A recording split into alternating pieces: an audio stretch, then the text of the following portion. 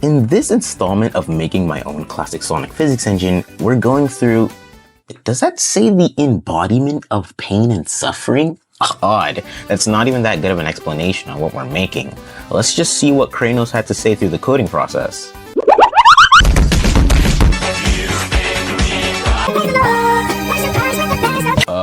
Yeah. Today, we're tackling possibly the hardest part of making this engine, which is slopes. But I also decided to exponentially increase my workload by adding some UI and adding Tails, Knuckles, and all their special abilities. Because of this video can't really be as structured as the first one was. There were moments where I genuinely just ditched the idea of figuring out slopes and started working on character special moves, because it was just more fun. But I will try to explain things, and I'll also mention when we're skipping around time. Little disclaimer, this video is a little bit more about the code and calculations of every aspect of slope management compared to part 1. Without further ado, let's begin. You know the entirety of the code we spent a whole 90 minutes working on? The intricate explanation of how we got it to work? Imagine if all that just didn't matter. Yeah, apparently this is all wrong and not how classic Sonic works at all. For this, we're going to need some decently complex things implemented before we can even get the very basics of how slopes work. In the real Sonic the Hedgehog 3, your speed isn't actually moved with how far you move on the x-axis. In the first part of this series, the moving code we landed on directly affects the x-velocity, which only moves us less than right. On slopes though, you move a little bit down and almost fully right, which we need to be able to calculate. And for this, we'll need a new variable called ground speed. This is the variable we use to calculate all movement we did for the x-velocity value. That's not enough though, since we still need to project the right values onto our x and y velocity. For this, we need to find out what the angle below us is. So, our ground and normal variable uses the getFloorNormal function, which shoots a ray perpendicular to the ground angle's tilt and returns the angle. Next, the ground target is just the rotation of the floor normal plus 90 degrees. Don't mind the pi divided by 2. That is 90 degrees, just in the worst degree system ever. Radians. Next, we find the ground tangent, which is which way the slope is facing. If we didn't have this, we wouldn't know whether this angle pertains to the left or right, and calculated with how much down and right it is, and the normalize function helps us cap the strength of the direction around a 1 unit radius. Or a better way of explaining it, imagine a blue dot moving 1 pixel right every frame. Now imagine a red dot moving 1 pixel up every frame. We are, in both instances, moving the length of 1 pixel from the last point. What if we made a purple dot that can move 1 pixel right and 1 pixel up every frame? This looks like it moves us the length of 1 pixel, but since we move 1 pixel up right and 1 pixel up at the same time, we can use the good old Pythagorean theorem to calculate how much we actually move. This comes out to the square root of 2, so in reality we move the length of 0.1414 pixels, and while it might not seem like a lot, this builds up over time. So normalization helps us care how much right and up we move compared to straight right and straight up, then caps it to 1, no matter how much it could be. So we still move in the direction of the ground tangent, but only at a length of 1 compared to the last place. Gravity vector is just how gravity pulls us, which is almost always down. And we use all this to finally calculate the slope force, which is how the ray of the gravity vector compares to the ray of the ground tangent. Quick explanation, if ray 1 is pointing straight left and ray 2 points straight right, then the dot returns -1. If they are 90 degrees apart, it returns 0. And if they point the same way, the dot will return 1. Everything else varies in between -1, 0, and 1. And then, at last, we finally add the slope force to the ground speed every frame. And then we make the actual velocity of the player equal to the ground speed times the ground tangent. This is just the slope acceleration. And as it always goes with coding, this introduced a multitude of bugs, like consistently flickering on the ground, but mainly being that skidding just didn't work. But did I fix it at that point? No. Either way, we're done with how slope acceleration works.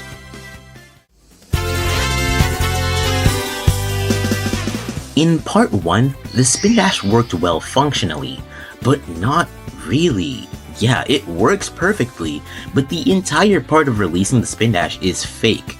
There's not a real game state that it's in when this happens. To rectify this, we've got to add a rolling state.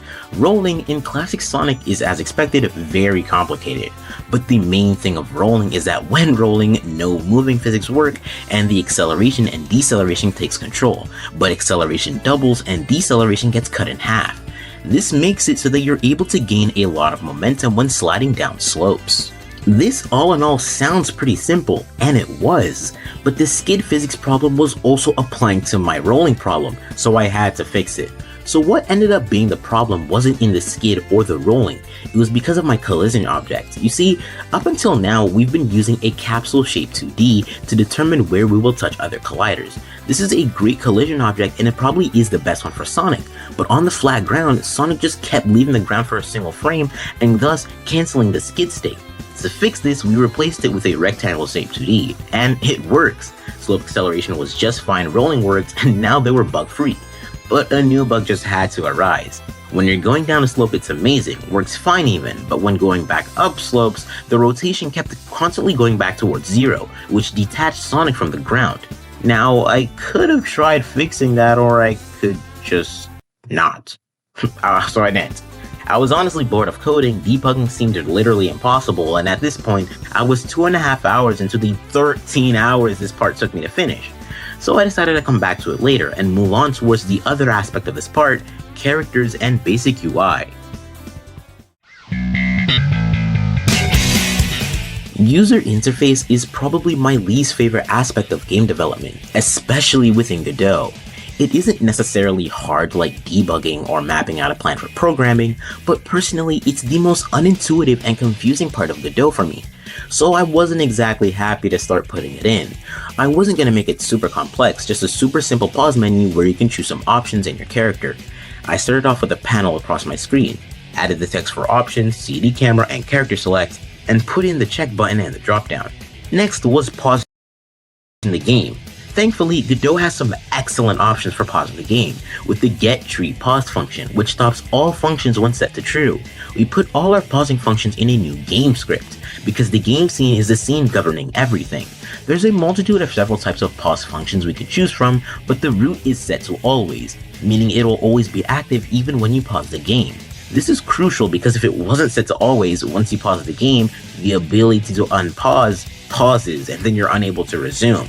The player controller is set to pausable, so it'll pause and resume, and the pause menu is set to when paused, meaning it only works after I pause the game. This was relatively easy, but not only was most of the work already done for me with the pre-built UI nodes and the process mode options, but possibly the most frustrating part of this project was finally upon us.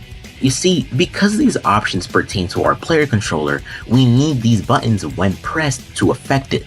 The thing is, it is not easy at all to transfer variable data between scripts. I tried adding an onReady annotation, which only makes a variable tangible once the node enters the scene tree. But the thing is, this pause menu is in a completely different scene from my player controller, so onReady would never work. I genuinely, for a while, implemented a whole separate Sonic within my UI scene. But not only did it not work, it also felt really tacky, and I knew that wasn't the right way. Eventually, my struggles finally paid off when one desperate night, I stumbled across the concept of a singleton. A singleton, or an autoload in Godot, is a script that is free of any node being attached to it. The singleton label doesn't have any real function on its own, but the main purpose is that it is a script that runs and can be accessed from anywhere in your game, which is exactly what we need. All I have to do now is make the player controller an autoload script, make it so that when you click the Sonic CD camera option, it switches it between true and false, and it should work. Oh, yeah, as I said earlier, the autoload script isn't technically on any node, so even if it looks like it's on the player character node, it really isn't. All these green dollar signs in the node names are trying to get the node address, but because this is an autoload now, it just doesn't have it. At this point, I knew using autoloads were the solution, but I didn't know exactly how to get there. That was until after a bit of thinking, I figured out how to get all variables in the player script accessible everywhere. I made a new script, Game Manager, which is completely free of any node. Then I name one variable player and make it so that the player variable carries the properties of a character body, like mine. It's not my character body, it's just a character body. Then I made the game manager an autoload, meaning my player variable can be accessed from anywhere. Finally, I added the ready function within my player controller script, which runs as soon as the game runs, and within it, I just make it so that the player character becomes my character body 2D. So, in short, the game manager script says that it will make this character controller is for a character body 2D. It doesn't care which one it is, but the variable will carry all the data for it. Then, as soon as the game runs, my player controller, the one that controls Sonic, says that he'll take the player variable and keep all his data within it. This somehow bypasses the autoload problem we had earlier, and finally, we can code the CD camera, which just changes the camera offset so that you can see more once you reach running speed. Wow. This took an incomprehensible amount of time, and at this point, we're not even done the hardest of the work yet. Autoloads took a long time, but still, we've got a lot more to do. So, let's move on.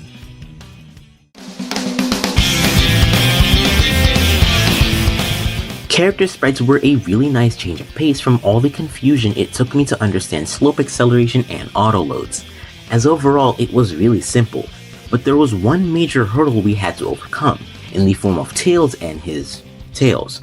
Knuckles, simple, he was around the same height as Sonic, and it was just a matter of naming the animations the same and matching the frame rate. Tails, however, is different. His sprites don't have his tails attached, so we need a separate animated sprite node which only displays his tails and layer both on top of each other. A lot of Tails' animations use the same tail sprite. For example, the idle, looking up, looking down, and spin dashing all use the same Tails animation. Along with that, Knuckles and Tails don't always match with Sonic's already refined animations.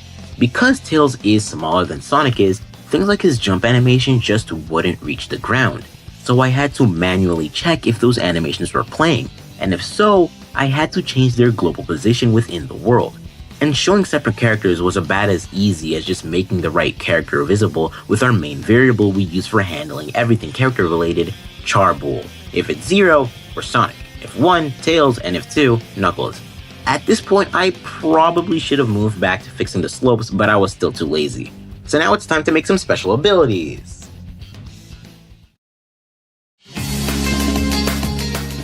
In hindsight, this was a terrible idea to do first, and that's even with the fact that flight is hilariously enough the easiest of the 3 to do.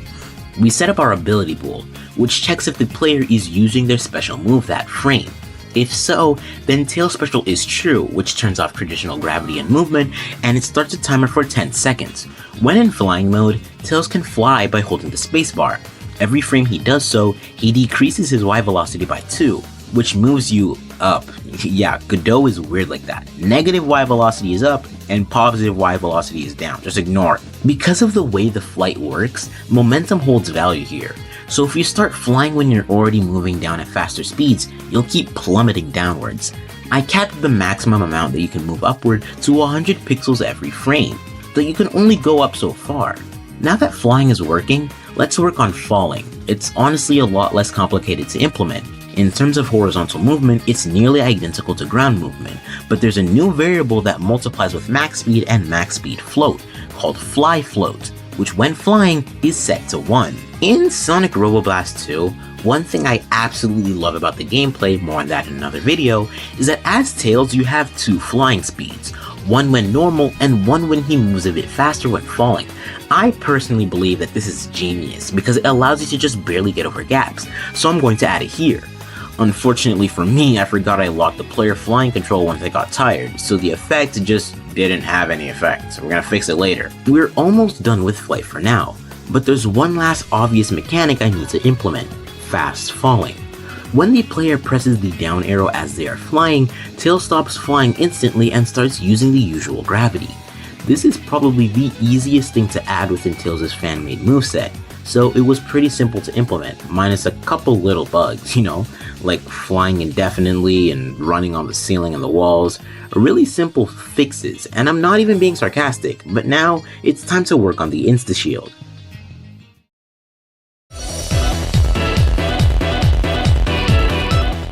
I cannot explain to you why the Insta-Shield was hard to put as Sonic.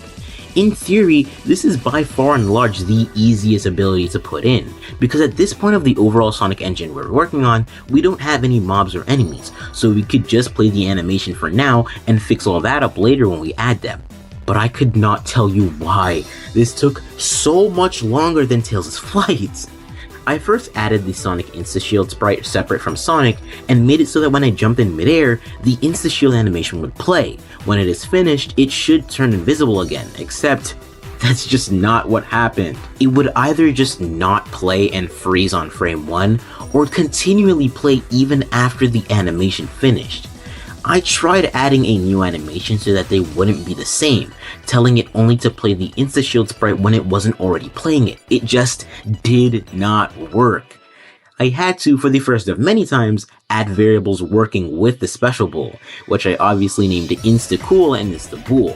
Insta-Bool is a boolean that, if false, will always turn off the Insta-Shield ability, and Insta-Cool is a cooldown, which is the timer to make sure that the Insta-Shield can only be activated once in midair. Out of the 3 characters, Sonic is the only one that doesn't actually do anything right now, but even though it's just making it show up took a while, I figured it would be useful to do now and worry about the real functionality later.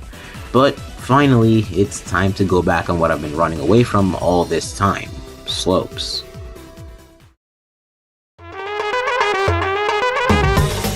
Yeah, if we want any semblance of how real Sonic gameplay works, we're gonna need to understand how slopes work, or at the very least, be able to implement and emulate them. Here's a circle shape, which we'll use as our benchmark. If we, without bugs, can go all the way around this circle without falling off, we'll count true physics and slopes as being finished. Editor's note, this was a horrible way to count true physics slopes as done, as this and loops are inherently different in terms of collision, so that's why, as I'm writing the script, we technically still aren't really done.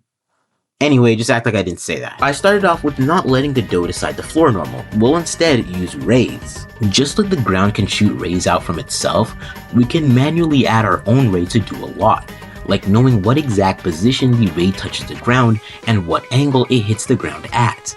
At first, I tried to hardcode and made the position of the player always be where the ray hits the ground, and technically we could go around the circle without any issue, but jumping was a nightmare and bugs other than that were literally everywhere, so I scrapped it. At the very least, we are not bumping up against the slopes now, so that is fixed. But that was in the general right direction to achieve rotating around the circle. Then, finally, the final product came off after a lot of help from others and a bit of my own intuition. The first thing we need is the collision point of the ray pointing down, where exactly it hits. Along with that, we need the angle of the ray hitting the ground, and finally, the half height, which is the height of the box collision shape divided by 2, and adding and multiplying these together finally gives us our target position. And if we make the rotation equal to the ground target and the position equal to the target position when the raycast finds a collision, then we finally get our character to loop around the slope without falling off, and also being able to jump easily. Finally. And now, it's time to end off the special abilities and finish off this episode.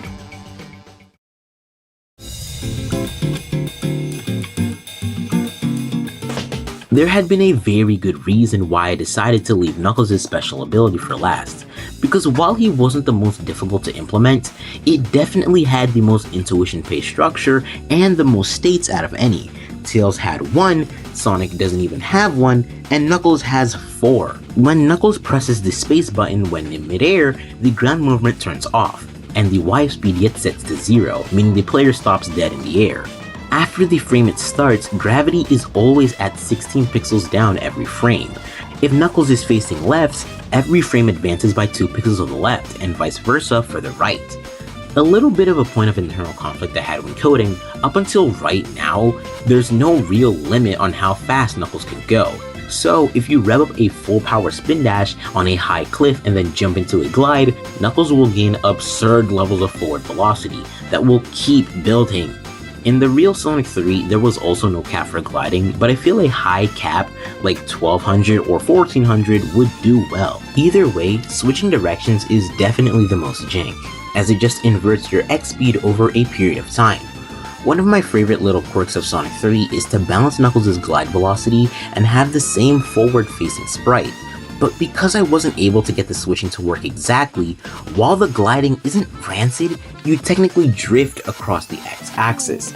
Definitely something I'll consider changing later down the line. One pretty decently easy thing to do though was the Knuckles sliding after he lands while gliding, which I called glide sliding. This isn't a new state, it's just a variation of the ability off function, which manages everything that happens once we hit the ground or once the ability runs out. When Knuckles hits the ground and is in his gliding state, he slides on the ground, loses his X speed, and plays his glide slide animation, which I had to manually position depending on the frame it was showing. Not hard, but requires a lot of intuitive thinking. Along with the glide slide, when gliding, if you let go of the jump button, the glide state switches to glide release, where normal gravity takes place. The glide release animation plays, and since this technically is a special state, you can't switch characters until you touch the ground again.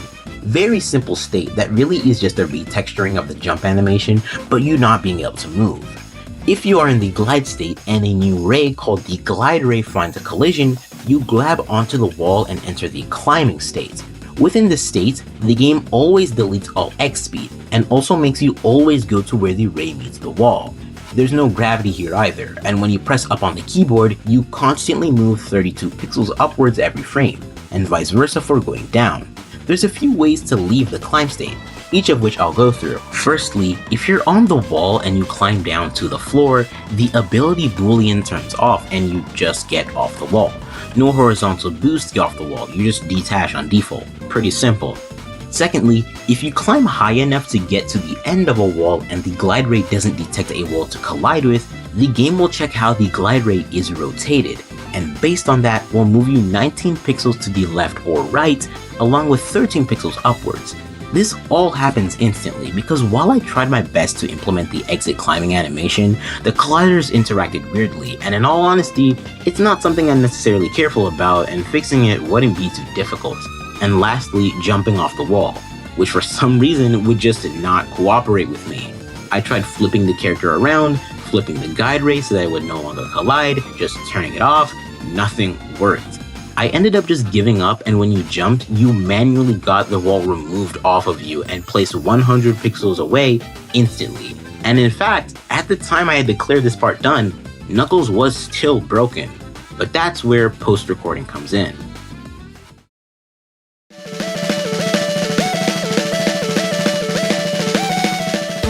After adding the climbing, my recording footage was over, but I also did a lot of other minor things that I didn't think warranted more of my PC space since, yeah. Anyway, first off, fixing Knuckles' little detach issue. I added a new fourth state Knuckles can have called his detach state. I don't know why I didn't think of just turning off the climb state and entering the detach state as well as turning off the glide ray. I don't know, that just didn't come to mind. Adding the X velocity was easy from there. So Knuckles was fixed in that regard, but he wasn't done and definitely not completely fixed. You see, if we simply turn on the detach state and push Knuckles away, he won't be able to glide out of that jump, like climbing, detaching, and gliding repeatedly. We technically have to turn the ability bool off so Knuckles can re-glide. And then I found a bug that which was not only hilarious, but very easy to fix. You see, while Knuckles detach is on, it always pushes the player 140 pixels to the right. That's what takes Knuckles away from the wall. But I didn't turn it off properly, so if you climb up a wall as Knuckles, detach yourself and glide, you reach terminal velocity. I reintroduced the bug in order to show you using my debug display. As you can see, when I climb, detach, and glide in that order, Knuckles' detach never really turns off, meaning you technically never stop detaching from the wall. So, a constant 140 is being added to your X speed, and with a 2 for gliding, we move at 142 pixels per frame. Or, wow, that's a lot. Easy fix, just turn off the detach state when you're gliding, except not really, because, hear me out. If you pause your game, go into options, switch to Knuckles, attach onto a wall, move out of the raised collider, then jump off, pause your game again, and then switch to Tails, then fly, all in that order, you also reach terminal velocity. It was just a matter of turning off detaching if the character wasn't Knuckles. Next up, we have the pushing mechanic. One of the quirks that were apparent during testing was that when we collided with a wall, Sonic would either scale up the wall or spasm out and grab onto the wall. This is because we're using something called a max floor angle, which is the maximum angle the game will consider a floor. I put this at 360 because the full degrees would allow us around a circle. But because the game sees this as a floor, you just run up it as if it's a floor even though it's a wall. It took me a while to choose and pick when my max floor angle should be 360 and when it should be a lower number, because if the max floor angle is 0 when midair or when I meet the wall, the game might not see the floor below me as the floor, and the bumping when we land would be a huge issue. But in the end, I decided I'd not change the max floor angle when I'm pushing against the wall, but instead I'd always pull the player towards the Y position of the ground and the X position of the wall, and make a new physics boolean, push physics, where all walking animations are turned off. In push physics, there are two modes. First, an active pushing. This is when Sonic is actively pushing and facing the wall. The player is pulled into the wall and the ground, and the push animation plays. The other is where you're not pressing directly onto the wall, and where the idle animation is playing manually. One of the major problems I had was concerning getting myself off the wall, and I also either pushed the wrong way or didn't push at all. But after turning off push physics when the wall collider wasn't touching anything, pushing was complete. And last but not least, more slope physics. Now, out of every single aspect we've added in this part of the series, I sadly, to this point, haven't worked it out yet. Circle stuff works fine, I've managed to keep it working throughout, but with all the testing and logic I've implemented, it just does not work. And the thing is, it's not very consistent either, so I can't really find the problem. One thing I did was to only make the player move into the ground when the X speed wasn't 0, since it does help, and putting linear interpolation values on rotation and global position got us through a portion of the loop, but for some reason I just don't go all the way and detach from the floor even though the rays should be colliding. I've tried thinning the rectangle shape, applying gravity on the character that pushes the character into the ground normal when on the ground, tweaking rotation and target position, changing the rectangle shape into a circle shape, and not a single method worked. It got to the point where I went online and downloaded a separate Sonic engine called Maddie's Physics, and attempted to understand how the creator managed running on walls, but I just couldn't understand the code because it was a lot more sophisticated, and that was to no avail. There's no until I figured it out here. I genuinely do not know what to do here, but I will attempt to finish this aspect off screen, and hopefully then we can move on to something a bit less demanding. But for now, enjoy the showcase.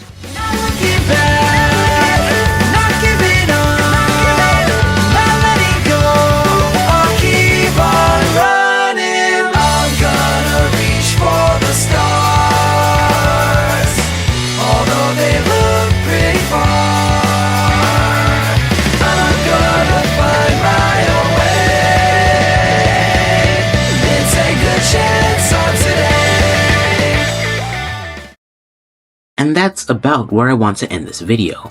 Sonic and his friends are nowhere near done yet, as a lot of the little things like balancing, the dust on the spin dash, dying, and the entire ring system just isn't implemented yet. But in the next part, I think I deserve a bit of a break after what we've done. So in that part, we'll do a lot less coding and focus on finally getting ourselves out of this void of nothingness, and import some real level assets. Well, that's all from me today. Have a good day or night wherever you are.